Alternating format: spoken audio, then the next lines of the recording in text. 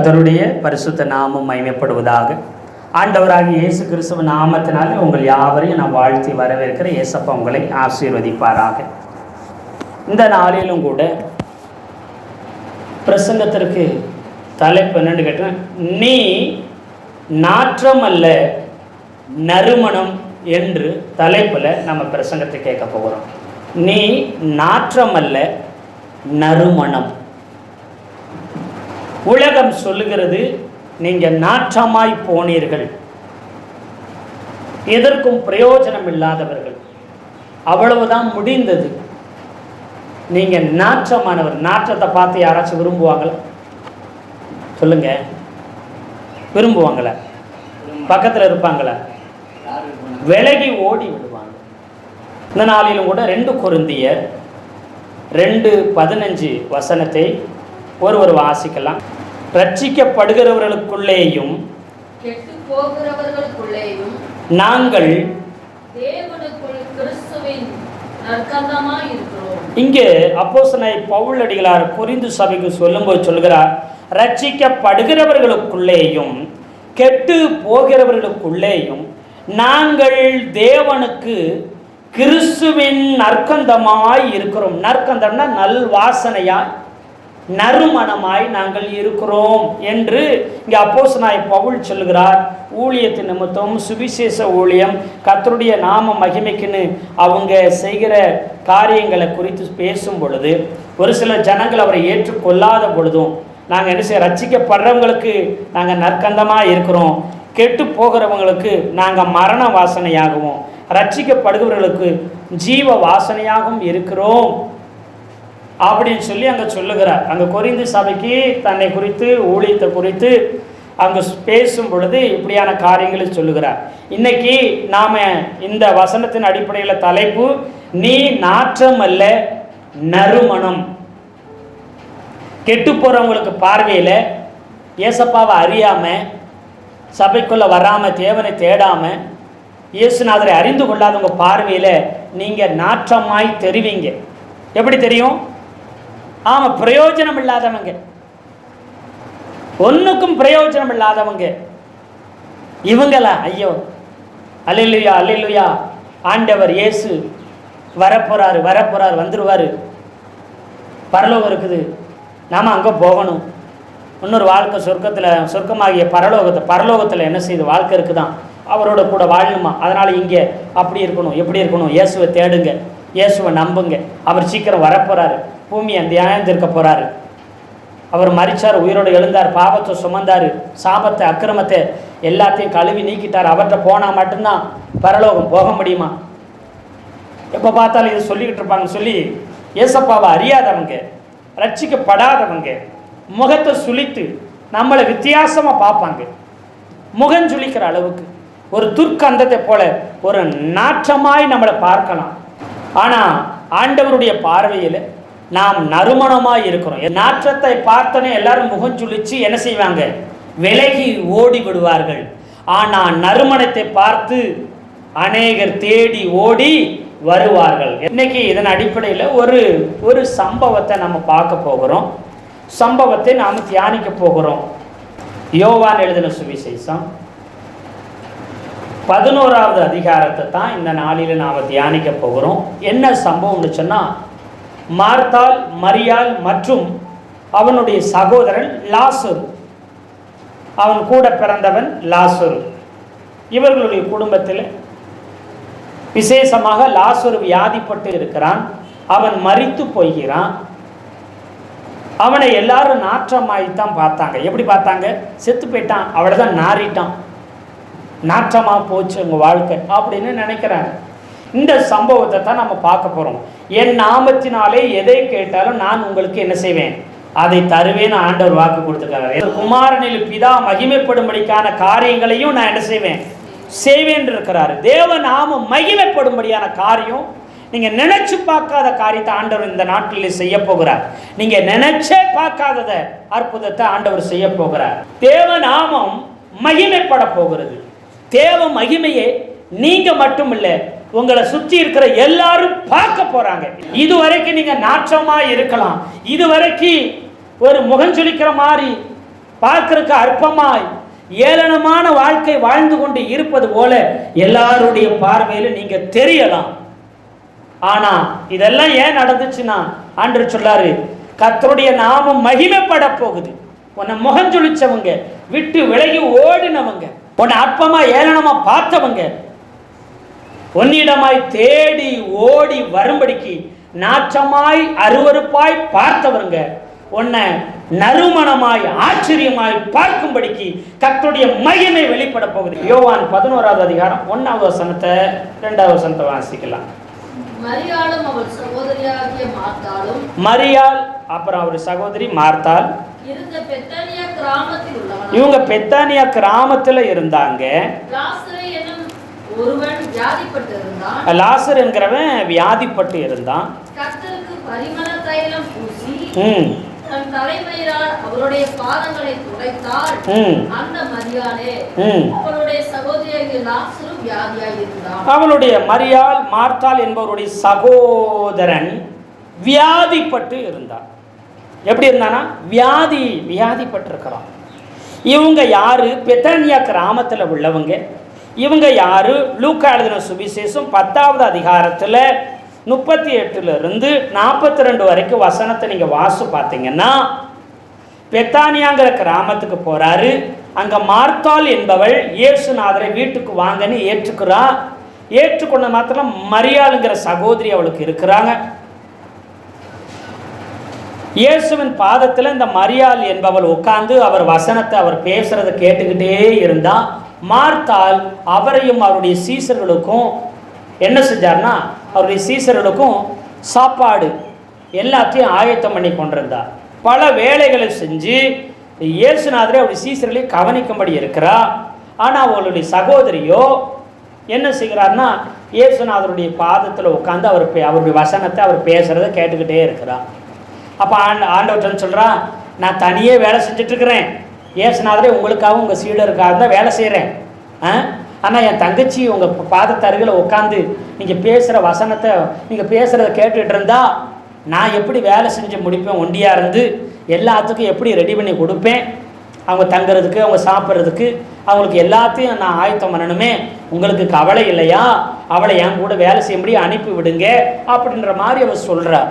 ஆனால் ஆண்டவர் சொல்லாரு, மார்த்தாலே தேவையானது ஒன்று தான்.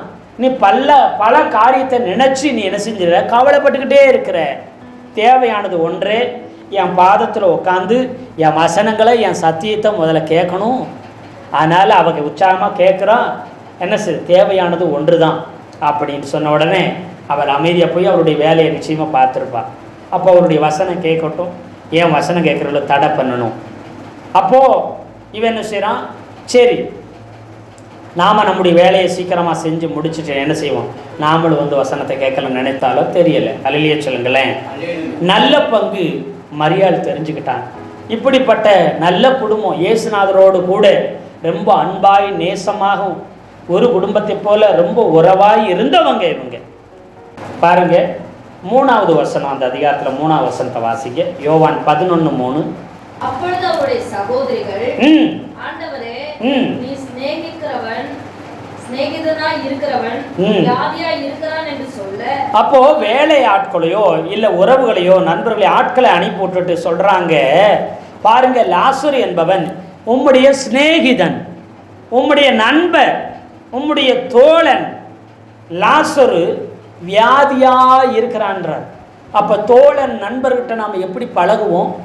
இயேசுநாதரோடு கூட இந்த குடும்பம் அவ்வளவு ஒரு என்ன செய்த ஐக்கியமாக இருந்துச்சு, அவ்வளவு அன்பாக இருந்தாங்க, ஒரே குடும்பத்தை போல இருந்தாங்க. ஒரு சிலர் இயேசுநாதரை பார்க்கணும்னு ஆசைப்பட்டாங்க. ஒரு சிலர் இயேசுநாதருடைய வஸ்திரம் அவருடைய ஆடையை தொடர்றதுக்கு ஆசைப்பட்டாங்க. ஒரு சிலர் இயேசுநாதர் எங்கள் வீட்டுக்கு வந்தால் நல்லா இருக்கணும்னு ஆசைப்பட்டாங்க. ஒரு சிலர் இயேசுநாதர் எங்களை தொட்டா போதும்னு ஆசைப்பட்டாங்க. ஒரு சிலர் இயேசுநாதரை நாங்கள் தொட்டு பார்க்கணும்னு ஆசைப்பட்டாங்க. இவ்வளவு பிரபல்யமான, இவ்வளவு வல்லமை மகிமை நிறைந்த அற்புதமான ஆண்டவர் இயேசு இவர்கள் வீட்டில் அந்த பக்கம் வரும்போதெல்லாம் இவர்கள் வீட்டில் தங்குற அளவுக்கு அவ்வளவு அன்பும் அவ்வளவு பாசமும் அவ்வளவு நெருக்கமுமா இருந்தார். எத்தனை பேர் ஆமென் சொல்றீங்க? அல்லேலூயா சொல்லுங்களேன். பாருங்க, யோவான் 11:5 வாசிங்க. இயேசு மார்த்தாளிடத்திலும் அவருடைய சகோதரியிடத்திலும் லாசருவினிடத்திலும் அன்பாய் இருந்தார். பாருங்க, லாசரு உங்க சிநேகிதன்னு சொல்றாங்க. 5வது வசனம் சொல்லும்போது இயேசுநாதர் மார்த்தாளிடத்திலும் அன்பாய் இருந்தாராம். அவருடைய சகோதரியாய் இருந்த மரியாளிடத்திலும் அன்பாய் இருந்தார். அப்புறம் அவருடைய சகோதரன் யாரு, லாசருவினிடத்திலும் அன்பாய் இருந்தாராம். ஒருத்தர் மேலே அன்பு குறையில, 3 பேர் மேலே அவ்வளவு அன்பாய் இருந்தார். அது மாத்திரமல்ல, இவர் லாசரு இயேசுநாதருடைய சிநேகிதனாய் நண்பராய் இருந்தார். அவ்வளவு ஒரு அற்புதமான குடும்பம். இயேசுநாதரை தேடி வர்றவங்க, வியாதிப்பட்டவங்க, பலவீனம் உள்ளவங்க எத்தனையோ பேர் அற்புத சுகம் அடைஞ்சு, அற்புத விடுதலை அடைஞ்சு, வாழ்வு அடைஞ்சிருக்கிறாங்க. ஆனால் இவரை எப்பொழுதும் ஏற்றுக்கொள்கிற, இவர்களுக்கு நண்பர்களாய் இருக்கிற, இயேசுநாதருக்கு அன்பாய் இருக்கிறவர்கள் எப்படி இருக்கிறான்? இன்னைக்கு நண்பர் வியாதியா இருக்கிறான். இயேசுநாதருடைய நண்பருக்கு என்ன வந்துருச்சுங்க? வியாதி வந்துருச்சு. எப்பெல்லாம் இங்க வர்றாரோ அப்பெல்லாம் என்ன செய்வாங்க? இந்த வீட்டில் வந்து தங்கி இருப்பார். அப்படியே போற போக்கில் தெருவில் ரோட்டில் பார்க்குறவங்க அவரை தொட்டாலே அவர் ஒரு வார்த்தை சொன்னாலே சுகம், அற்புதம், அடையாளம் நடக்குது. ஆனால் இவங்க வீட்டில் ஆண்டவர் இயேசு கூடவே இருந்தார், தங்கினார், ஒன்றாய் சாப்பிட்டார், அன்பாய் இருந்தார், சிநேகிதமாய் இருந்தார், ஒரு குடும்பத்தை போல இருந்தார். இப்படிப்பட்ட குடும்பத்தில் இருந்த ஒருத்தன் அவருடைய சிநேகிதனுக்கு எப்படி வியாதி வரலாம்? கேட்பாங்களா, கேட்க மாட்டாங்களா? சொல்லுங்க.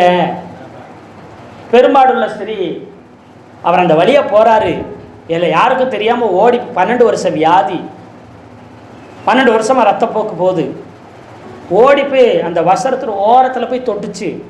12 வருஷம் வியாதி 1 நிமிஷத்தில் நீங்கிருச்சு. 12 வருஷம் வியாதி நீங்கி சுகமாகி நல்லா ஆயிடுச்சு. அந்த அம்மாவுக்கு ஒரு நல்ல வாழ்க்கை வந்துருச்சு. கொஞ்ச நேரத்தில் அப்படி போய் தொட்டதுக்கே அவங்க வாழ்க்கை மாறிடுச்சுன்னா, இவர் உங்க வீட்டில் வந்து தங்கி இருக்கிறாரு, வீட்டில் வந்து சாப்பிட்டு இருக்கிறாரு, இவங்க வீட்டில் ஒன்றா இருந்திருக்கிறாரு, அன்பாய் பாசமாக இருந்திருக்கிறாங்களே, ஒரே சிநேகிதர்களாய் நண்பர்களாய் ஒரு குடும்பமாய் வாழ்ந்திருக்கிறாங்களே, ஒரு வினாடி 1 நிமிஷத்தில் அவர் பக்கத்தில் இருந்தாலே அப்படிப்பட்ட வாழ்க்கை அற்புதம் நடக்குதுன்னா, இவர் கூடவே இருந்திருக்கிறாரு. எத்தனை நாள் வந்து தங்கி இருந்திருப்பார், எத்தனை நாள் அவரோட பேசியிருப்பார், எத்தனை நாள் அவரை தொட்டு ஆசீர்வச்சிருப்பார். இப்படி இருந்து அவனுக்கு வியாதி வந்துருச்சு. எப்படி? சரி, வியாதி வந்தா பரவாயில்ல. இப்ப ஆட்களை அனுப்பி விடுறாங்க. அவனுடைய சகோதரிகள் என்ன செய்யறாங்கன்னா, நீங்க சிநேகிக்கிறவன் எப்படி இருக்கிறானா, வியாதியா இருக்கிறான்னா ஆளை விட்டு அனுப்புறாங்க. நீங்க சிநேகிக்கிறவர்கள் பாருங்க. அவங்க 2 சகோதரி மார்த்தாள் மரியாதை சொல்றாங்க, லாசருவை ஆண்டவர் ரொம்பவும் சிநேகிதன்னு சொல்றாங்க, நீங்க சிநேகித்தவன் சொல்றாங்க. 5வது வசனத்துல இயேசுநாதர் அவன் மேல அன்பாய் இருந்தார்னு சொல்லுது. அது மாத்திரம் இல்லை, சுத்தி இருக்கிற ஜனங்களும் சொல்றாங்க. பாருங்க, யோவான் 11:36 வசனம். அப்பொழுது யூதர்கள்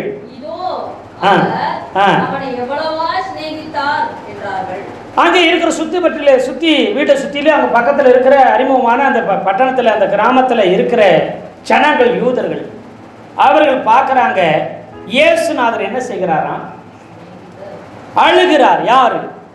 இயேசு கண்ணீர் விட்டார். மரியாதை அழுகிறதையும் அவங்க கூட உள்ளவங்க அழுகிறதையும் பார்த்து, லாசரு இறந்து விட்டானேன்னு சொல்லி அவனை அடக்கம் பண்ணிட்டான், அவனை நினைச்சு அழுகிறத பார்த்து இவரும் பார்த்து ஆவியில கலங்கி இவர் இயேசுநாதர் கண்ணீர் விட்டு அழுகிறார். அல்லேலூயா. அவர் கண்ணீர் விட்டு அழுகிறத பார்த்து சொல்றாங்க, இயேசுநாதர் லாசருவை எவ்வளவாய் சிநேகித்தார். பாருங்க, கண்ணீர் விட்டு அழுகிறார் இயேசுநாதர். அப்ப எவ்வளவு அவன் மேல அன்பு இருக்கு, அன்பு எவ்வளவு அவன் மேல பாசம், எவ்வளவு சிநேகிதமா இருந்தாரு.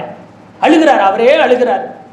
இயேசுவால் சிநேகிக்கப்பட்டவன், இயேசுவின் சிநேகிதன், இயேசு அன்பு கூறப்பட்டவன் லாசரு. தேவனுடைய சகாயம். லாசருன்னு சொன்னா தேவனுடைய சகாயம், தேவனுடைய உதவி. தேவனுடைய உதவியாய், தேவனுடைய சகாயமாய் இருக்கிறவனுக்கு உதவியும் சகாயம் இல்லாமல் செத்து அடக்கம் பண்ணப்பட்டு இருக்கிறான். கல்லறைக்குள்ள இருக்குது அவன் உடம்பு. அவன் செத்து கிட்டத்தட்ட 4 நாள் ஆகிவிட்டு. அன்பானவன் தான், இயேசுநாதருக்கு சிநேகிதன் தான், இயேசுநாதருடைய அன்பானவன் தான். அப்படி இருந்தும் அவன் எங்க இருக்கிறான்? இப்போ கல்லறைக்குள்ள மரித்து அடக்கம் பண்ணப்பட்டான். ஏன் இது நடக்குது? ஏன் இப்படியெல்லாம் நடக்கலாமா? இயேசுக்கு அன்பானவன், இயேசுவின் சிநேகிதருக்கு இப்படி நடக்கலாமா? நடக்கக்கூடாதே. ஏன் நடக்குது? எதனால நடக்குது? வியாதியா இருக்கும் போதே அழைக்கிறார். யாரு? அவங்க 2 சகோதரியும், இயேசுநாதர் சீக்கிரம் வர சொல்லுங்க, எங்களுடைய தம்பின்னு சொல்லாம, எங்களுடைய சகோதரன்னு சொல்லாம, எங்க கூட பிறந்தவன்னு சொல்லாம, உம்முடைய சிநேகிதன் வியாதியா இருக்கிறான், உங்க நண்பர் வியாதியா இருக்கிறான், வாங்க சீக்கிரமா அவனை சுகமாக்க, சீக்கிரமா வாங்க அவனை அற்புதமாய் சௌக்கியத்தை கொடுக்க அப்படின்னு தான் கூப்பிட்டாங்க. 6வது வசனத்தை வாசிங்க. 6 வசனம். அவன் வியாதியாய் இருக்கிறதற்காக அவர் கேள்விப்பட்ட பொழுது தாம் இருந்த இடத்திலே பின்னும் 2 நாள் தங்கி. அவன் வியாதியா இருக்கிறதாக அவர் கேள்விப்பட்ட உடனே இயேசுநாதர் போகல, அவனை சுகமாக்க போகல. இயேசுநாதரால சுகமாக்க முடியாதுன்னு இல்லை, அவனை குணமாக்க அவனை சுகமாக்க இயேசுநாதரால முடியும். ஆனாலும் 2 நாள் வெயிட் பண்ணார், போகல. வியாதியா இருக்கிறான், சிநேகிதன் நண்பர் லாசர் வியாதியா இருக்கிறான், சீக்கிரமா வாங்க வந்து அவனை சுகமாக்குங்கன்னு கூப்பிட்டா, அதை கேட்டுட்டு ஆண்டவர் அங்கேயே தான் இருக்கிறாரு. 2 நாள் இயேசுநாதர் அங்கேதான் இருக்கிறாரு, போகல. 2 நாள் தாமதம் தான் பண்றார். ஏன் தாமதம் பண்ணாரு? நிறைய நேரத்தில் நம்முடைய வாழ்க்கையில இக்கட்டு, நெருக்கம், கஷ்டம், போராட்டம், நிந்த, அவமானம் வந்துடும் போது இயேசுநாதர் நம்மை சிநேகிக்கிறார், இயேசுநாதர் நம்ம மேல அன்பா இருக்கிறார், இயேசு நேசிக்கிறவர் தான். அன்றைய அவருடைய தீர்மானத்தின்படி அழைக்கப்பட்டவர்களுக்கு சகலமும் நன்மைக்கு ஏதுவானதாய் நடந்து இருக்கிறது. அவரிடத்தில் அன்பு கூறுகிறவர்களுக்கு சகலமும் நல்லதுக்கு தான் நடக்குது. ஆனா இப்ப பார்க்க துக்கமா இருக்குது, வியாதியா இருக்கிறான். இவன் 2 நாளா போகல, வெயிட் பண்றாரு, குணமாக்க சுகமாக்க போகல. அந்த வெயிட் பண்ற நாட்களை நிச்சயம் அவன் மரித்து போய்விட்டான். இவர் தாமதம் பண்ணி இருக்கிறனால அவன் மரித்து விட்டான், செத்து போய்விட்டான். ஏன் தாமதம் பண்ணார்? 4வது வசனத்தை வாசிங்க. இயேசு அதை கேட்டபொழுது இந்த வியாதி மரணத்துக்கு ஏதுவாய் இராமல் தேவனுடைய மகிமை விளங்குவதற்கு ஏதுவாய் இருக்கிறது. தேவனுடைய குமாரனும் அதனால் மகிமைப்படுவார். இந்த வியாதி மரணத்துக்கு ஏதுவாய் இல்லாம தேவனுடைய மகிமை விளங்குவதற்கு ஏதுவாய் இருக்குது. தேவனுடைய குமாரனும் அதனால் மகிமைப்படுவார். இன்னைக்கு ஒரு வேளை வியாதியா இருக்குது, தேவனுடைய நாம மகிமைக்குன்னு இருக்கும். உங்களுக்கு அற்புத சுகத்தை ஏற்ற வேளையில கர்த்தர் கொடுத்து உங்களை ஊர் உலகம் எல்லாம் சாட்சியா நிறுத்துவார். எத்தனை பேர் ஆமென் சொல்றீங்க? அல்லேலூயா சொல்லுங்களேன். இன்னைக்கு தரித்திரத்துல, வறுமையில, ஏழ்மையில இருக்கிற உங்களை இது தேவனுடைய நாம மகிமைக்குன்னு சொல்லி நீங்க தரித்திரத்துல, வறுமையில இதுவரைக்கும் இருந்திருக்கலாம். கர்த்தர் உங்களை சந்திக்கிற நாள்ல, கர்த்தர் உங்களுக்கு அற்புதம் செய்யற நாட்டுல நீங்க ஆசீர்வதிக்கப்படுவீங்க, உயர்த்தப்படுவீங்க, அநேகருக்கு கொடுக்கிற அளவுக்கு மாறி விடுவீர்கள். அப்ப சொல்லுவீங்க, எனக்கு இப்ப இருக்கிற நிலைமையை பார்த்து நீங்க நான் பெரிய ஆளுன்னு நினைக்காதீங்க, உங்களுக்கெல்லாம் ஒரு குறையில நினைக்காதீங்க. ஒரு காலத்துல குறைவோடு, ஒரு காலத்துல வறுமையோடு, ஒரு காலத்துல கடனோடு, ஒரு காலத்துல கஷ்டத்தோடு, ஒரு காலத்துல சாப்பிடுற சாப்பாடு கூட கஷ்டத்தோடு இருந்த என்னை கர்த்தர் அநேகருக்கு கொடுக்கும்படியே மாற்றி விட்டார். எத்தனை பேர் ஆமென் சொல்றீங்க? இதெல்லாம் ஏன் நடக்குது? அவருடைய நாமம் மகிமைப்படும். எத்தனை பேர் வியாதியா இருந்தாங்க, அவங்களுக்கெல்லாம் ஆண்டவர் அற்புத சுகங்களை கொடுத்தார், அற்புதங்களை செஞ்சார். ஆனா இவன் வியாதியா இருந்தவன் மரித்து போய்விட்டான், வியாதியா இருந்து செத்து போயிட்டான். ஆண்டவர் வியாதியா இருந்தா அவனை சுகமாக்க போகவே இல்லை, குணமாக்க அவனுக்கு போகவில்லை. நிறைய நேரத்தில் உலகம் எல்லாம் பார்க்குது, இவன் கூட ஆண்டவர் இருக்கிறாரு, இவன் கூட ஏசப்பா இருக்கிறாராம், இயேசுநாதர் இவர் சிநேகிக்கிறார், இவனும் இயேசுநாதருக்கு உண்மையா இருக்கிறானா? அப்புறம் ஏன் இப்படி நடந்துச்சு? அப்புறம் ஏன் வியாதி வந்துச்சு? அப்புறம் ஏன் கடன் வந்துச்சு? அப்புறம் ஏன் கஷ்டம் வந்துச்சு? அப்புறம் ஏன் குழந்தை இல்லாம போச்சு? அப்புறம் ஏன் ஊழியத்தில் வளர்ச்சி இல்லாம போச்சு? அப்புறம் ஏன் இவங்க வறுமையிலே இருக்கிறாங்க? ஏன் இப்படியெல்லாம் உங்களுக்கு நடக்குது? இயேசுநாதர் கூட இருந்தா, இயேசுநாதர் சிநேகித்தா, ஆண்டவருடைய சித்தத்தின்படி, ஆண்டவருடைய வாக்கின்படி, இயேசுநாதருடைய திட்டத்தின்படி தான் இங்கே இருக்கிறாங்கன்னா ஏன் இதெல்லாம் நடக்குது? எல்லாரும் கேட்பாங்க. கேட்பாங்களா? கேட்க மாட்டாங்களா?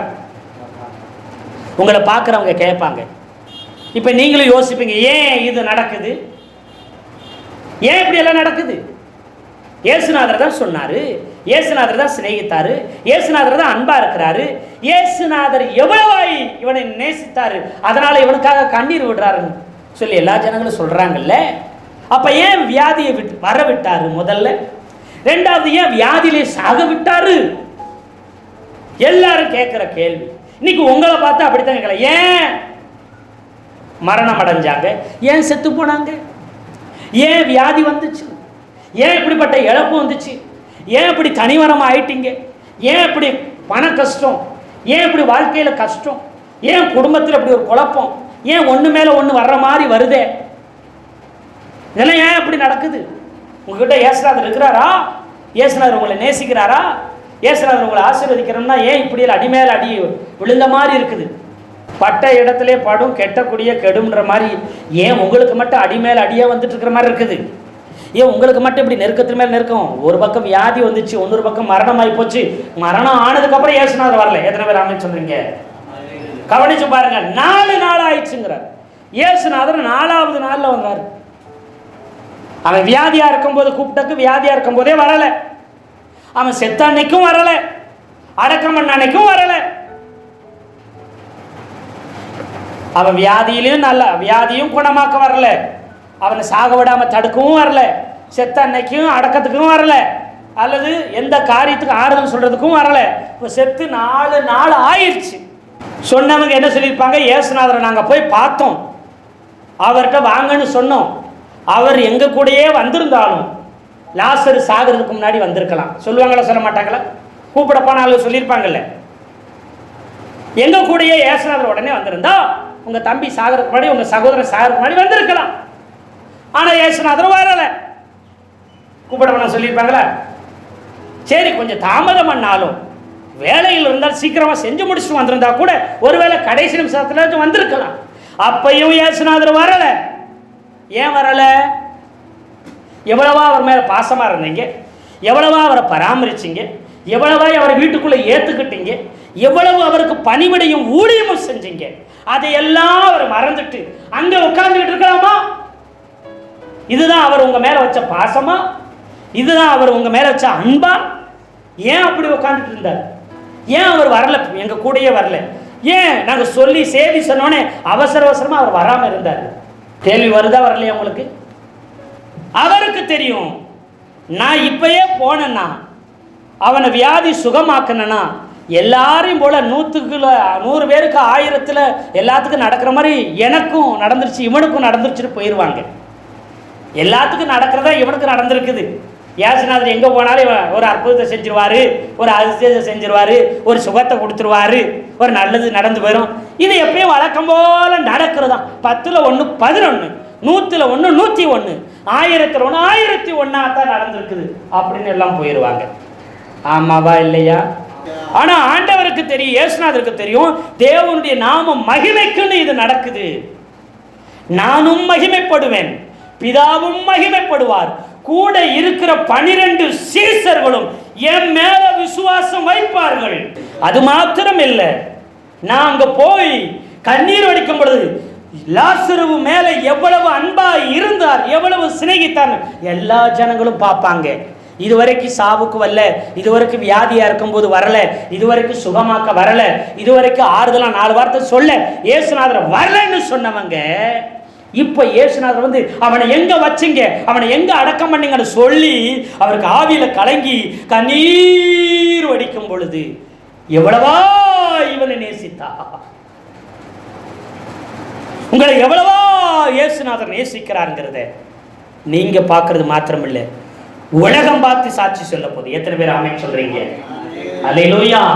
எவ்வளவா இயேசுநாதர் ஆண்டவரை இவர்களை நேசிக்கிறார், எவ்வளவா இவர்களுக்காக ஆண்டவர் கண்ணீர் வடிக்கிறார் என்று உலகம் சொல்லும். ஆண்டவர் சொல்லுகிறார், ஒரு சில காரியத்தை நடந்துதான் ஆகணும், ஒரு சில அவமானம் வந்துதான் ஆகணும், ஒரு சில மரண பள்ளத்தாக்கு வந்துதான் ஆகும், ஒரு சில கண்ணீரின் பள்ளத்தாக்கு வந்துதான் ஆகும். மரண பள்ளத்தாக்கில் நீ நடந்தாலும் தேவன் உன்னோடு கூட இருப்பார். அந்த மரண பள்ளத்தாக்கை நீ தாண்டி வருவ. கண்ணீரின் பள்ளத்தாக்கு உருவ நடந்தாலும் அதை நீருட்டா மாத்துவேன். மகிமையின் மேல் நீ மகிமை அடைவாய். எத்தனை பேர் ஆமென் சொல்றீங்க? அல்லேலூயா. ஒருவேளை மரணங்கள் குடும்பத்தில், ஒரு சில திடீரென விபத்துகளும் மரணங்களும் நாசமோசங்களும் வியாதிகளும் பலவீனமும் வந்திருக்கும். இது ஏன் வந்துச்சு? இயேசுநாதர் சிநேகித்தான் உங்க கேள்வி கேட்டுருக்கலாம். இயேசுநாதர் மேல உங்க மேல அவர் அன்பா இருந்தா ஏன் உன் குடும்பத்தில் இப்படி நடந்திருக்குன்னு சொல்லி கேட்கலாம். ஏன் உனக்கு இந்த குறை வந்துச்சுன்னு சொல்லலாம். ஏன் இப்படிப்பட்ட கரை, கேவலம், அவமானம், ஏன் இப்படி வீண் பழி உன் மேல வந்துச்சு எல்லாம் கேள்வி கேட்கலாம். இயேசுநாதர் உங்களுக்காக கண்ணீர் விட்டார். எத்தனை பேர் ஆமென் சொல்றீங்க? அல்லேலூயா. ஏன்னா இந்த பாதையில நீங்க கடந்து தான் வரணும், தாண்டி வர முடியாது. இந்த பாதைக்குள்ளாக நடந்து வர வேண்டியதா இருக்கு. இந்த கஷ்டம், இந்த அவமானம், இந்த நிந்தை, இந்த இழப்பு, இந்த வேதனையை விலகி போக முடியாது, வேணான்னு விட்டுவிட்டு போக முடியாது. இதன் வழியாத்தான் நீ நடந்து வரணும். ஆனாலும் உன் கூட ஆண்டவர் இருக்கிறார், இயேசுநாதர். எத்தனை பேர் ஆமென் சொல்றீங்க? அல்லேலூயா சொல்லுங்களேன். அல்லேலூயா. அப்போ இப்போ நமக்கும் தெரியல, சுற்றி இருக்கிற ஜனங்களுக்கு சொல்கிற மாதிரியே தான் இருக்குது. அவங்க சொன்னது சரிதான், அவங்க கேட்குற கேள்வி நிஜம்தான். அப்படித்தானே என் நிலைமை இருக்குது, அப்படித்தானே என் வாழ்க்கை இருக்குது இன்னைக்கு. அப்படி கேள்வியோடு குழப்பத்தோடு இருக்கிறது மாத்திரம் இல்லை, இந்த சூழ்நிலையெல்லாம் பார்த்துட்டு பாருங்க. இப்போ மார்த்தாளுடைய எண்ணம், மரியாளுடைய எண்ணம் என்னன்னு கேட்டீங்கன்னா, 11வது அதிகாரம், அந்த அதிகாரத்தில் 21வது வசனம் மார்த்தாள் சொல்றத பாருங்க. மார்த்தாள் இயேசுவினிடத்தில் வந்து, ஆண்டவரே நீர் இங்கே இருந்தீரானால் என் சகோதரன் மரிக்க மாட்டான். ஆண்டவரே நீங்க இங்க இருந்தீங்கன்னா, நாங்க கூப்பிடும்போது இங்க வந்து இருந்தீங்கன்னா என் சகோதரன் செத்து இருக்க மாட்டான். நீங்க இல்லாதனால அவன் செத்து போனான், நீங்க வராதனால அவன் செத்து விட்டான் அப்படின்னு அந்த அம்மா சொல்லுது. மார்த்தாள் அம்மா சொல்லுது. ஆண்டவர் இயேசு 4 நாள் கழிச்சு வந்ததுக்கு அப்புறம் சொல்லுது. 32வது வசனம். இயேசு இந்த இடத்தில் மரியாள் வந்து அவரை கண்டவுடனே, இயேசு இருந்த இடத்தில் மரியாள் வந்து அவரை கண்டவுடனே அவர் பாதத்தில் விழுந்து, ஆண்டவரே ஆண்டவரே இங்கே இருந்தீரானால் என் சகோதரன் மரித்திருக்க மாட்டான் என்றார். இங்க மரியாளும் அதைத்தான் சொல்றாங்க. அவர் பாதத்தில் வந்து விழுந்துட்டு, ஆண்டவரே நீர் இங்கே இருந்தீர், ஆனால் என் சகோதரன் மரிக்க மாட்டான், என் சகோதரன் செத்திருக்க மாட்டான், சாக மாட்டான். நீங்க இருந்த அவன் சாக மாட்டான், நீங்க இல்லாததுனால அவன் செத்து விட்டான் வியாதியால். ஏன்னா நீங்க இருந்தீங்கன்னா வியாதியை சுகமாக்கியிருப்பீங்க. வியாதியினால தான் அவன் செத்தான். நீங்க இருந்தா வியாதி இல்லாம பண்ணிருப்பீங்களே, வியாதி இல்லாம பண்ணியிருந்தா அவன் செத்து இருக்க மாட்டான். நீர் இங்கே இல்லை, வியாதி அவனை கொன்று விட்டது, அவன் செத்து விட்டான். அழுகிறாங்க. இதெல்லாம் கேட்டு இயேசுநாதரும் கண்ணீர் விடுகிறார். பாருங்க, இப்ப ஜனங்க சொல்றாங்க. 37வது வசனத்தை வாசிங்க. அவர்களில் சிலர், அதாவது யூதர்கள் சுத்தி உள்ளவங்க, அக்கம் பக்கத்துல உள்ளவங்க சிலர், குருடனுடைய கண்களை திறந்தவர் இவர், குருடனுடைய கண்களை எல்லாம் திறந்தாரே இவர், இவனை சாகாமல் இருக்கவும் பண்ணவும் கூடாதா என்றார்கள். குருடனுடைய கண்கள் எல்லாம் திறந்தாரே, இந்த லாசருவை எவ்வளவா நேசிச்சு இப்ப அழுகிறாரே, 4 நாள் கழிச்சு அழுதுட்டு இருக்கிறாரு. இவ்வளவு நேசமா பாசமா இருந்தவர், குருடர் கண்கள் எல்லாம் திறந்தவர், இவனை சாகாமலும் இருக்க பண்ண கூடாதா என்று சொல்லி அங்க கேள்வி கேட்கிறாங்க. அல்லேலூயா. ஆண்டவர் உங்களை இவ்வளவா நேசிக்கிறாரு, உங்களோடு கூட இருந்தாலும் ஏன் உங்களுக்கு ஒரு நல்லது நடக்கலை? ஏன் ஒரு குழந்தை பாக்கியம் கிடைக்கல? ஏன் உங்களுக்கு வியாதி சுகம் அடையலை? ஏன் இப்படி வறுமையில் ஏழ்மையில் இருக்கிறீங்க? ஏன் உங்களை கொண்டு அற்புதம் அதிசயம் நடக்கலை? ஏன் நீங்கள் எவ்வளவோ அழுகிறீங்க, எவ்வளவோ கண்ணீர் வடிக்கிறீங்க, எவ்வளவோ ஆண்டவரை பற்றி போய் சொல்கிறீங்க, ஒரு ஆள் கூட ரட்சிக்கப்படலை, சபைக்குள்ளே வரலை? ஏன் ஆண்டவர் உங்கள் கூட இருக்கிறாரா இல்லையா? இதற்காகத்தான் ஆண்டவர் உங்களை அழைச்சாரா? இல்லை நீங்களே ஒரு காரியத்தை நினச்சிக்கிட்டு இதுதான் நினச்சிட்டு வந்துட்டீங்களா? அப்படி 1000 கேள்வி உங்கள் வாழ்க்கையில் கேட்கலாம். இயேசுநாதருடைய கோயிலுக்கு போய் இப்படியெல்லாம் நடந்துருச்சேன்னு ஒரு சிலர் கேள்வி கேட்கலாம். இயேசுநாதர் உங்கள் கூட இருந்தால் இப்படியெல்லாம் நடந்திருக்க கூடாத, ஏன் நடந்துச்சு? சாகாமல வச்சிருக்கலாம்ல, காப்பாற்றிருக்கலாம்ல, ஏன் சாக விட்டார்? கேள்வி. ஏன் இப்படி தனிமரமா ஆயிடுச்சு? கேள்வி. ஆண்டவர் சொல்றார், என் நாமம் மகிமைப்படும்படியான காரியங்கள் மாத்திரமே இங்கே நடந்திருக்கு. அவருடைய திட்டமும் அவருடைய சித்தம் இல்லாம எதுவுமே நம்ம வாழ்க்கையில நடக்கவே இல்லை. எத்தனை பேர் ஆமென் சொல்றீங்க? இதுக்கு மேல இருந்தா என்ன ஆகும்னு அவருக்கு தெரியும். அல்லேலூயா. நமக்காக, நம்முடைய ஆத்துமாவுக்காக, நம்முடைய குடும்பத்துக்காக ஒரு சில மரணங்கள், ஒரு சில அவமானங்கள், ஒரு சில குறைகளை கடந்து வர வேண்டியதா இருந்திருக்கிறது. ஆனால் அதனுடைய கர்த்தர் நம்ம கூடவே தான் இருக்கிறார். எத்தனை பேர் ஆமென் சொல்றீங்க? அல்லேலூயா, அல்லேலூயா, ஆமென். ஆண்டவர் சொல்கிறார், எதுவும் என்னை அறியாமல் நடக்கல.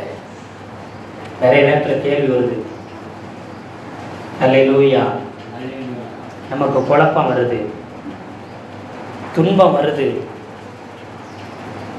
இந்த துன்பம் ஏன் வந்துச்சு நமக்கு நிறைய நேரத்தில் தெரியவே இல்லை.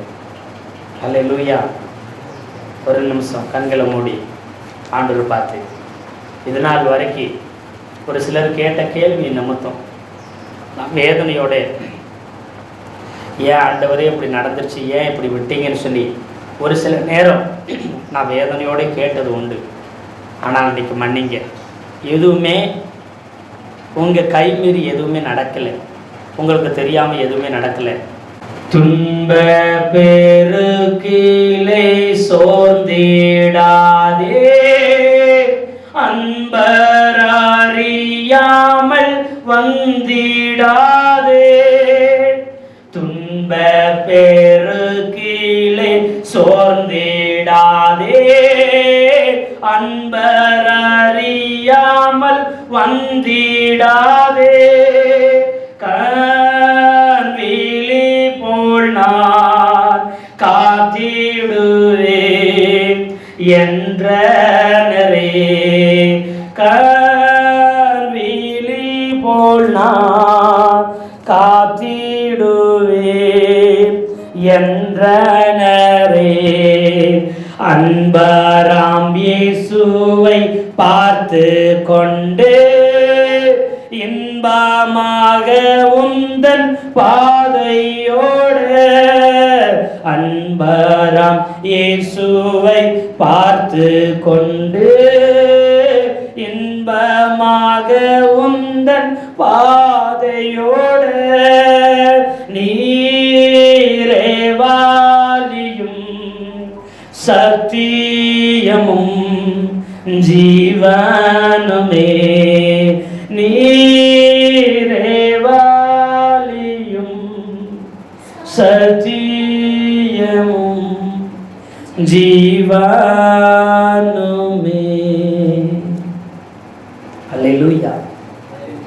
ஆமாம், நீங்கள் ஒரு நாள் சோர்ந்து போகாதீங்க. ஆண்டவர் உங்களை பார்த்து சொல்லுகிறார், துன்பம் வரும்போது சோர்ந்து போகாத. அன்பர் இயேசு அறியாமல் எதுவும் உங்கள் வாழ்க்கையில் நடந்து விடும். இப்போ ஆண்டவராக இயேசு கிறிஸ்து சொல்கிறார், யோவான் எழுதின சுவிசேஷத்தில் 11வது அதிகாரத்தில் 38, 39 வாசிக்கும். அப்பொழுது இயேசு மறுபடியும் தமக்குள்ளே கலங்கி கல்லறையிடத்திற்கு வந்தார். அது ஒரு குகையாய் இருந்தது. அதன் மேல் ஒரு கல் வைக்கப்பட்டிருந்தது. இயேசு கல்லை எடுத்து போடுங்கள் என்றார். மரித்தவனுடைய சகோதரியாகிய மார்த்தாள் அவரை நோக்கி, ஆண்டவரே, இப்பொழுது நாருமே, 4 நாள் ஆயிற்றே.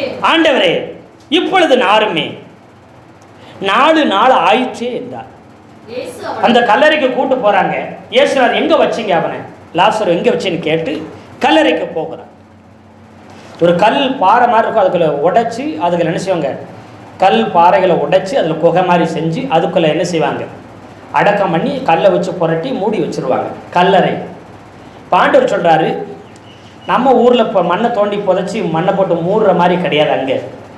அங்கே என்ன கல் பாறைகள் இருக்கும், அந்த பாறையை குடைஞ்சி ஓட்டை போட்டு என்ன செய்வாங்க, கல்லை உடைச்சி குகை மாதிரி செஞ்சு அந்த குகைக்குள்ளே என்ன செய்வாங்க, ஒரு படுக்கை மாதிரி கல் படுக்கை மாதிரி செஞ்சு அதில் பிணத்தை என்ன செய்வாங்க வச்சுருவாங்க.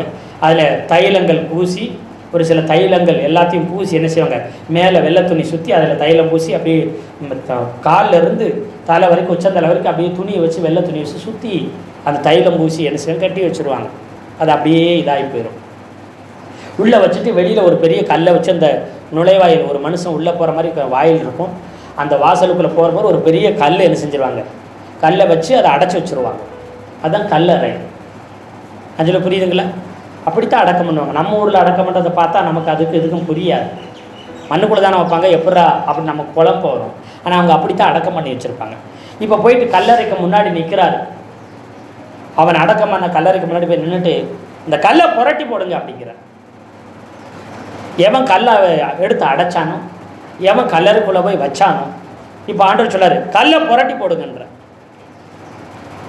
எவன் உங்களுக்கு தடை பண்ணானோ, எவன் உங்களை கஷ்டப்படுத்தினானோ, யார் உங்களை அவமானப்படுத்தினானோ, எவன் உங்களுக்கு இடையூறு உண்டாக்குனார், அது யாராக இருந்தாலும் சரி, அவங்களே வழியை திறக்க வைப்பார் ஆண்டவர். எத்தனை பேர் ஆமென் சொல்றீங்க? இடையூறு பண்ணவங்களே உதவி செய்ய வைப்பார். எத்தனை பேர் ஆமென் சொல்றீங்க? அல்லேலூயா சொல்லுங்களேன். எவன் எதிர்த்தான் அவன் கூட வருவான். வலது கையை போல இடது கையை போல உதவி செய்கிறோம்னா ஓடி வருமா. அடைச்சவன் முடிச்சவன் இப்ப திறந்து விடுவான். எத்தனை பேர் ஆமென் சொல்றீங்க? ஒருவனுடைய வழி கர்த்தருக்கு பிரியமா இருந்தால் அவன் சத்துருவும் அவனோடு கூட சமாதானமாகுவான் வசனம் சொல்லுது. ஆண்டவர் உங்களை சிநேகிக்கிறார். ஆண்டவர் உங்கள் வழியில பிரியமா இருக்கிறார். அப்போ அடைத்தவன், தடுத்தவன், எதிர்த்தவன் வலியாய் மாறி விடுவான். எத்தனை பேர் ஆமென் சொல்றீங்க? அல்லேலூயா. கல்ல புரட்டி போடுங்கன்றார். அடைச்சவங்க யாரு? புரட்டி போட வச்சார். ஆனா அவங்க குடும்பத்தில் உள்ள கூட பிறந்த சகோதரி சொல்றா, ஆண்டவரே 4 நாள் ஆயிடுச்சு நாருமே அப்படிங்கிறார். எத்தனை நாள் ஆச்சுங்க? 4 நாள் ஆயிடுச்சு நாரும். அவ சொல்றது உலக அறிவுப்படி சொல்றா. ஆமாம், நாரும் 4 நாள் ஆயிடுச்சு, நாரிரும் பாடி, இந்த பெண்ணம் நாரும். ஆண்டவர் சொல்றாரு, நாராது, இது தலைகீழாக மாறப்போகுது. எத்தனை பேர் ஆமென் சொல்றீங்க? அல்லேலூயா. இயேசுநாதர் மூக்கு பொத்திட்டு ஓடுறதுக்காக வரல. அந்த நாத்தம் எடுத்ததை அந்த பாடியை பார்க்கறதுக்கு இயேசுநாதர் வரல. அதுக்காக அழைக்கல. எத்தனை பேர் ஆமென் சொல்றீங்க? அதுக்காக அவர் 4 நாள் கழிச்சு வரல. எத்தனை பேர் ஆமென் சொல்றீங்க? அல்லேலூயா. 24 வருஷம் கழிச்சு ஆபிரகாமை தேடி ஆண்டவர் மறுபடி வந்து சொன்னாரு, உற்பவ கால திட்டத்திலே உனக்கு ஒரு ஆண் பிள்ளை பிறக்கும்னு சொல்றதுக்கு வந்தாரு. இனிமே அவ்வளவுதான், உன் வாழ்க்கை நாரும்னு சொல்றதுக்கு வரல, உன் வாழ்க்கை இன்னையில இருந்து மாறும்னு சொல்ல வந்தார். எத்தனை பேர் ஆமென் சொல்றீங்க? அல்லேலூயா சொல்லுங்களேன். இன்னைக்கு வந்துக்கிறவங்களை பார்த்து சொல்லாரு, உங்க வாழ்க்கை அப்படியே நார போறது இல்லை, இனி உங்க வாழ்க்கை அற்புதமா மாற போகுது. எத்தனை பேர் ஆமென் சொல்றீங்க? அல்லேலூயா. அற்புதமா மாறோ, அதிசயமாய் மாறோ, ஆச்சரியமாய் மாறோ. உன் வாழ்க்கை, உன் தரிசனம் கர்த்தர் கொடுத்த திட்டம், கர்த்தர் கொடுத்த நோக்கம், கர்த்தர் கொடுத்த பொறுப்பு, கர்த்தர் கொடுத்த அபிஷேகம் நரப்போவதில்லை, அது நறுமணமாய் மாறப்போகிறது. எத்தனை பேர் ஆமென் சொல்றீங்க? அல்லேலூயா சொல்லுங்களேன். அல்லேலூயா. அந்த கடைசி நாளில் உயிரோடு எழும்புவான், இப்பெல்லாம் எழும்ப மாட்டான் அப்படின்னால என்ன செய்கிறார்? யோவான் 11 என்ன செய்கிறாருன்னா, அவங்க 24 சொல்லிட்டு இருக்கிறாங்க, கடைசி நாளில் உயிரோடு வருவான், இப்போ அவன் என்ன செய்ய மாட்டான், வர மாட்டான்.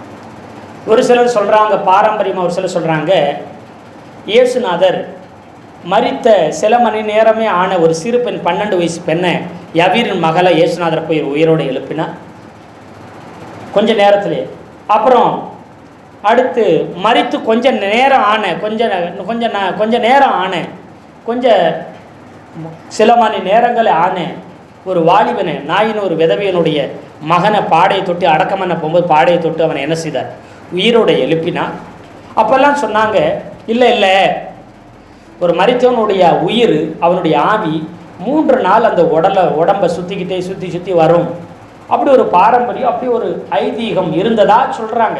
அது எந்த அளவு உண்மைன்னு தெரியல. அப்படி 3 நாள் அந்த உடம்பை பாடியை சுற்றி வந்துக்கிட்டே இருக்குமா. இயேசுநாதர் அப்படி மரித்தவங்களை அந்த சுற்றிட்டு இருக்கிற ஆவியை உள்ளே போன்னு சொன்னார். அந்த ஆவி அவங்களுக்குள்ளே போயிடுச்சு, உயிர் வந்துருச்சு. பெருசாக இயேசுநாதர் எதுவும் செய்யலை. ஆனால் 3 நாளைக்கு அப்புறம் அந்த ஆவி அந்த உடம்பை சுற்றி இருக்காது, அதை விட்டு போய்விடுமா. அப்படியெல்லாம் ஒரு காரியங்களை சொல்கிறாங்க. அது எந்த அளவு உண்மைன்னு தெரியல. அதனால தான் இந்த லாசருவை ஆண்டவர் 3 நாள் அல்ல, 4வது நாள் உடம்பு பாடி நாறி போயிடும், எல்லாம் சிதைய ஆரம்பிச்சிடும், நாற்றம் எடுக்க ஆரம்பிச்சிடும். அந்த ஐதீகத்தின்படி அந்த ஆவி அந்த உடலை சுற்றி இல்லாதபடி என்ன செய்விடும்? போய்விடும். ஆனால் அப்படிப்பட்ட அற்புதத்தை மேசியா தான் செய்வார் அப்படின்னு ஒரு பாரம்பரியமாய் ஒரு நம்பிக்கை இருந்ததாக சொல்லப்படுகிறது. அதனால் ஆண்டவராகிய இயேசு கிறிஸ்து பிதா மகிமைப்படும்படி, குமாரன் மகிமைப்படும்படிக்கு 4 நாள் நாறுகிற அந்த உடம்பை உயிரோடு எழுப்பினார். எத்தனை பேர் ஆமென் சொல்றீங்க? அல்லேலூயா, அல்லேலூயா. லாசருவின் கல்லறைக்கு முன்னாடி நிற்கிறாரு, கல்லை புரட்டி போட சொன்னாரு. இப்ப லாசருவே வெளியில வா என்று சொன்னார். எத்தனை பேர் ஆமென் சொல்றீங்க? அல்லேலூயா. கர்த்தர் தேவனுடைய உதவியாய் உங்களை பார்க்கிறார். நீ தேவனுக்கு உதவி, தேவனுடைய உதவியாய் இருக்கிறார். எத்தனை பேர் ஆமென் சொல்றீங்க?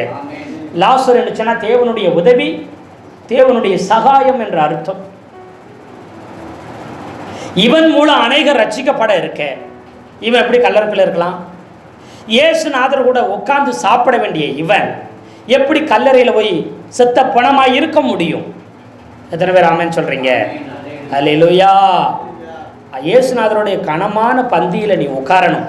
இயேசுநாதர் உன்னை கனமான உயர்ந்த ஸ்தானத்தில் வைக்கணும். உன்னை எப்படி நார விடுவா, உன்னை எப்படி கைவிடுவா, உன் வாழ்க்கை எப்படி முடிய பண்ண விடுவார். அல்லேலூயா. ஆண்டவர் விடவில்லை, கல்லை புரட்டினார், நாரும் என்று சகோதரிச்சினார். இல்லை, இவன் வாழ்க்கை நறுமணமாய் மாறும் என்றார். இவன் வாழ்க்கை அற்புதமாய் மாறும் என்று சொன்னார். அவளால் ஏற்றுக்கொள்ள முடியல. ஆனாலும் விசுவாசிச்சா தேவ மகிமையை என்ன செய்வேன் பார்ப்பேன். ஒரு சிலரால் நம்ப முடியாது. இப்படியெல்லாம் நடக்குங்கன்னு சொன்னால், ஆண்டவர் வாக்கு சொன்னால் நம்பவே மாட்டாங்க, விசுவாசிக்கவே மாட்டாங்க. ஆனால் ஆண்டவர் இன்னைக்கு சொல்றார், நீ விசுவாசித்தால் தேவ மகிமையை காண்பாய் என்றிலிருந்து. எத்தனை பேர் ஆமென் சொல்றீங்க? அல்லேலூயா, அல்லேலூயா. அவமானமாய், அருவருப்பாய், குறைவாய் பேசினவங்க உன்னை ஆச்சரியமா பேச போறாங்க, அதிசயமா பேச போறாங்க, ஒரு அற்புதமா உன்னை பார்த்து பேச போறாங்க, பிரமிச்சு பேச போறாங்க. எத்தனை பேர் ஆமென் சொல்றீங்க? முகத்தை சுழிச்சு பேசினவங்க பிரமிச்சு உங்களை பார்த்து பேச போறாங்க. ஆண்டவர் செய்த நன்மைகளை, ஆண்டவர் செய்த அதிசயத்தை. இதுவரைக்கும் உங்களை பத்தி தப்பா கூப்பிட்டு பேசினவங்க இனி உங்களை பற்றி, உங்கள் வாழ்க்கையில் நடந்த அற்புதத்தை பற்றி, அதிசயத்தை பற்றி எல்லாத்தையும் கூப்பிட்டு சாட்சியாக சொல்ல போகிறாங்க. எத்தனை பேர் ஆமென் சொல்கிறீங்க? அவதூறு பரப்பினவங்க, காரியத்தை பரப்பினவங்க இனி நற்சாட்சியை சொல்ல போகிறாங்க. உங்களுடைய நற்சாட்சியை சொல்ல போகிறாங்க. எத்தனை பேர் ஆமென் சொல்கிறீங்க? அல்லேலூயா சொல்லுங்களேன். அப்போது என்ன செஞ்சாங்கன்னா, வெளியில் அவன் வருகிறான், கையும் காலில் இருக்கிற கட்டுகளை அவுக்க சொன்னார், அவிழ்த்து விட்டார்கள். அவன் உயிருடையவனாய் வந்து நின்னா வெளியில். எத்தனை பேர் ஆமென் சொல்றீங்க? அல்லேலூயா, அல்லேலூயா. உன் நாற்ற வாழ்க்கைக்கு, உன்னுடைய அவமான வாழ்க்கைக்கு கர்த்தர் முடிவு கட்டி விட்டார். அல்லேலூயா. உன் துன்பத்துக்கு, உன் ஏழ்மைக்கு, உன் வறுமைக்கு, உன் நிந்தைக்கு கர்த்தர் முடிவு கட்டிவிட்டார். எத்தனை பேர் ஆமென் சொல்றீங்க? மகிமையான வாழ்க்கை, மகத்துவமான வாழ்க்கையை கர்த்தர் கொடுக்கிறார். எத்தனை பேர் ஆமென் சொல்றீங்க? அல்லேலூயா. அப்படிப்பட்ட அற்புதங்கள் செய்த போது 12வது அதிகாரத்தில் யோவான் 12 அவன் இயேசுவோடு கூட பந்தி இருந்தான். 12:2 அங்கே அவருக்கு விருந்து பண்ணினார்கள். மார்த்தாள் பணிவிடை செய்தார். லாசருவும் அவருடன் கூட பந்தி இருந்தவர்களில் ஒருவனாய் இருந்தான். அல்லேலூயா. இயேசுநாதரோட உட்கார்ந்து சாப்பிட்டு இருக்கிறான் வீட்டில். அல்லேலூயா. கல்லறைகளை நாறிட்டு இருந்தவனை கர்த்தர் உயிரோட எழுப்பி வர பண்ணி அவனுடைய சிநேகிதனை அவனோடு கூட பந்தியில் உட்கார வச்சார். அவனை கூட உட்கார வச்சு அவனோடு கூட அவர் விருந்து சாப்பிட்டு கொண்டிருந்தார். அல்லேலூயா. அவனும் இருந்து சாப்பிட்டான். அது மாத்திரமல்ல, அநேகர் ரட்சிக்கப்பட்டார்கள். தேவனுடைய உதவி இவன், தேவனுடைய ராஜ்யத்தை கட்டுறதுல உதவி செய்கிறவன், தேவனுக்கு நேராக ஜனங்களை திருப்புகிற காரியங்களில் இவன் உதவியாய் இருக்க போகிறான். தேவனுடைய ஊழியத்தை, உன்னதமான காரியத்தை செய்கிற உன்னத சகாயம் உள்ளவனாய் இவன் இருக்கிறான். பாருங்க, அந்த 12வது அதிகாரத்தில் 9வது வசனம் 10வது வசனத்தில் அப்பொழுது யூதரில் திரளான ஜனங்கள் அவர் அங்கே இருக்கிறதை இயேசுநாதர் இந்த மார்த்தாள் மரியா லாசரு வீட்டில் இருக்கிறத அவங்க அறிஞ்சு யூதரில் திரளான ஜனங்கள் அங்கே வந்தாங்க. இயேசுவின் நிமித்தமாக மாத்திரம் அல்ல, அவர் மரித்தோரில் இருந்து எழுப்பின லாசருவை காணும்படியாகவும் வந்தார்கள். இயேசுநாதரை பார்க்கறதுக்காக மட்டும் வரல, இயேசுநாதர் 4 நாள் கழிச்சு உயிரோட எழுப்பி கொண்டு வந்தார். பார்த்தீங்களா? அவனை பார்க்கறதுக்கு திரளான கூட்டம் வந்துச்சு. அந்த ஊர்ல மட்டும் இல்ல, சுத்துப்பட்டு ஊர்ல மாத்திரமில்ல, எல்லா இடங்களில் இருந்தும் தேடி வந்தார்கள். எத்தனை பேர் ஆமென் சொல்றீங்க? அல்லேலூயா சொல்லுங்களேன். அல்லேலூயா. ஏன்னா பஸ்கா பண்டிகை வர்றதுக்கு இன்னும் 1 வாரம் தான் இருக்குது. அதனால பண்டிகைக்கு பல நாடுகளிலிருந்து, பல ஊர்களிலிருந்து, பல டவுன்களிலிருந்து, பல தேசங்களிலிருந்து நிறைய யூதர்கள் வந்தார்கள். இயேசுநாதர் மார்த்தாள் மரியா லாசர் வீட்டில் இருக்கிறத பார்க்கறதுக்காக மாத்திரமல்ல, 4 நாள் கழிச்சு உயிரோட எழுந்த லாசருவை பார்க்கும்படி திரள் கூட்டம் வந்தார்கள். எத்தனை பேர் ஆமென் சொல்றீங்க? 10வது வசனத்தை வாசிக்கல. லாசரின் நிமித்தமாக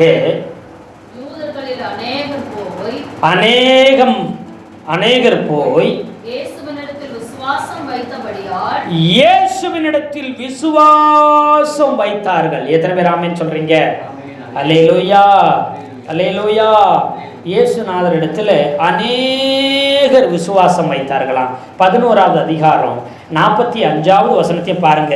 அப்பொழுது மரியாளிடத்தில் வந்திருந்து இயேசு செய்தவர்களை கண்டவர்களாகிய யூதர்களில் அநேகர் அவரிடத்தில் விசுவாசம் உள்ளவர்கள் ஆனார்கள். எத்தனை பேர் ஆமென் சொல்றீங்க? அந்த ஊர்ல உள்ளவங்க, ஊரை சுற்றி உள்ளவங்க, அந்த தேசத்துல உள்ளவங்க, அந்த நாட்டில் உள்ளவங்க, பட்டணத்துல உள்ளவங்க எல்லாருமே இயேசுநாதரை விசுவாசம் வச்சாங்க. அது மாத்திரம் இல்ல, வெளிநாடுகளில் இருந்தவங்க, வெளி தேசத்துல இருந்தவங்க, பண்டிகைக்கு வந்தவங்க எல்லாருமே இப்ப இயேசுநாதர் மேல யூதர்கள் விசுவாசம் வைத்தார்கள். எத்தனை பேர் ஆமென் சொல்றீங்க? அல்லேலூயா, அல்லேலூயா. ஆண்டவர் சொல்லுகிறார், உங்கள் நிமித்தம் திரளான கூட்டம் இயேசுநாதருடைய பிள்ளைகளாய் மாறப்போகிறாங்க. ஒரு பெரிய ரட்சிப்பு, ஒரு பெரிய எழுப்புதல், ஒரு பெரிய அறுவடை. லாசர் ஒன்று பேசாமல் இருந்தான். ஆனால் அவனை பார்க்கும் பொழுதே அநேகர் மனம் திரும்பினார்கள், அநேகர் ரட்சிக்கப்பட்டார்கள், அநேகர் இயேசுவை மெய்யான தெய்வம் என்று கண்டு கொண்டார்கள். எத்தனை பேர் ஆமென் சொல்றீங்க? உங்களுக்கு நடந்த அற்புதம், உங்களுக்கு நடந்த அதிசயம், உங்களுக்கு நடந்த சாட்சியை பார்க்கறதுக்கு உங்களை தேடி வருவாங்க நிறைய பேர். உங்களுக்கா அப்படிப்பட்ட அற்புதம் நடந்துச்சு, உங்களை பார்த்து அநேகர் இயேசுநாதரை நம்ப போறாங்க. எத்தனை பேர் ஆமென் சொல்றீங்க? அல்லேலூயா. நீ நாற்றம் அல்ல, நீ நறுமணமானவன். எத்தனை பேர் ஆமென் சொல்றீங்க? நாற்றமா உங்களை உலகம் பார்க்குது. இயேசுநாதர் சொல்ல, நீங்க நறுமணம், உங்களை அற்புதமாக்குவர். யாருமே இல்லை, நீங்கள் அற்புதமாக மாறுவீர்கள். எத்தனை பேர் ஆமென் சொல்றீங்க? கர்த்தர் தாமே இந்த வார்த்தையில கொண்டு நம்ம ஒவ்வொருத்தரையும் ஆசீர்வதிப்பாராக.